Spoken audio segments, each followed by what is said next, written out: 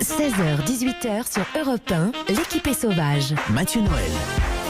C'est pour beaucoup d'entre vous, chers auditeurs, un classique de l'été, un incontournable de l'apéro, la piscine de rosé. Sauf que pour lui, la piscine de rosé n'est pas un grand verre de rosé avec beaucoup de glaçons dedans, mais une véritable piscine remplie de rosé.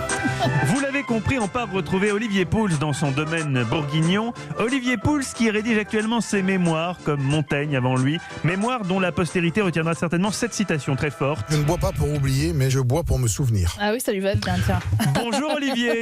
Bonjour mon cher Mathieu, mais vous savez que je vous réserve une place dans ma piscine pour cet été. Mais j'espère bien, j'ai déjà mes flotteurs. Et oui, je vous connais, vous ne serez pas le dernier à plonger. Ah non, mon Dieu. C'est bien me connaître. Est-ce qu'il y a une recette aujourd'hui, Olivier Pouls? Bien sûr qu'il y a une recette, et une recette qui me fait très plaisir, demandée par plusieurs de nos auditeurs. Il vous a pas échappé qu'en cuisine, comme pour le reste, en coiffure, en vêtements, en décoration, il y a des modes. Il y a des plats comme ça dont on parle beaucoup, qu'on sert énormément, et puis on ne sait pas pourquoi. À un moment, ils disparaissent totalement de la circulation, ils sont plus à la mode, ils sont plus tendance.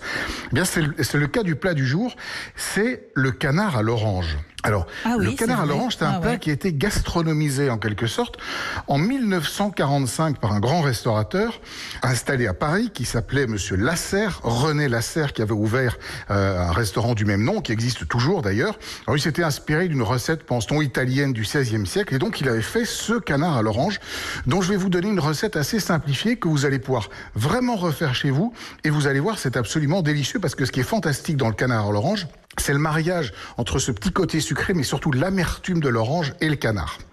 Alors, prenez bien note pour ce qui est des ingrédients. Il vous faut alors un canard, ou mieux encore une belle canette, c'est un petit peu plus moelleux, 3 oranges amères, un petit peu de fond de volaille, 10-15 centilitres, une carotte, une échalote, une cuillère de miel, un petit peu de beurre, un bouquet garni, et si vous avez un petit trait de cointreau, c'est parfait. Alors on va commencer par s'occuper de notre orange. Avec un économe, on va enlever le zeste. On fait attention de ne pas prendre la partie blanche qui elle est trop amère.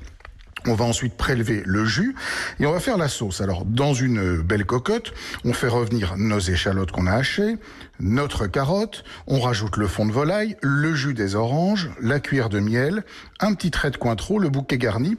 On laisse cuire à frémissement quelques minutes, on pose la canette et on enfourne pour 25-30 minutes suivant la taille de la canette, environ 180 degrés, en prenant soin de très souvent venir arroser l'animal, parce que ça va le nourrir, ça va presque le laquer en quelque sorte.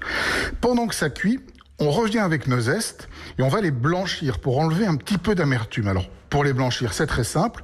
Une casserole avec de l'eau froide, on met les zestes dedans, on porte à ébullition. Dès qu'on atteint l'ébullition, on égoutte, on enlève l'eau et on recommence l'opération 3 fois. De manière à ce que, justement, ces zestes soient un tout petit peu moins. Non, mais ça va très vite. Et puis, on les confit très rapidement. Là aussi, on les met dans une casserole, de l'eau à hauteur, 2 cuillères de sucre. Quand tout est sec, quand il n'y a plus d'eau et que le sucre s'est bien fondu dans les écorces, c'est terminé. On récupère notre canette qui est cuite, on la découpe, on la tient évidemment au chaud. On filtre notre sauce, on la réduit à consistance sirupeuse. On la monte avec 2-3 petits morceaux de beurre bien froid. Il n'y a plus qu'à servir la sauce sur la canette avec les petits zestes d'orange qu'on vient rajouter. C'est une pure merveille. Et dans la grande tradition de chez René Lasserre, on servait ça avec des pommes soufflées. Et si ça vous intéresse, mes amis, je vous fixe rendez-vous demain sur cette même antenne à la même heure et je vous donne les secrets des pommes soufflées. C'est pour demain. Et je crois qu'un ami vous a envoyé une photo d'une idée de dessert pour aujourd'hui.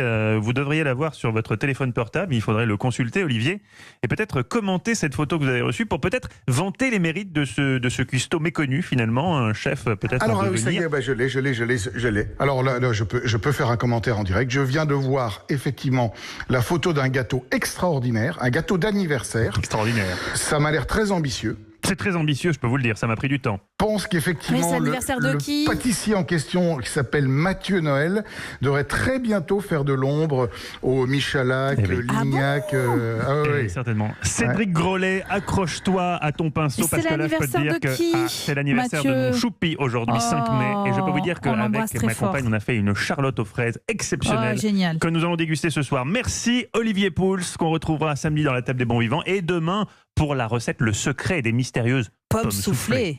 Europe 1.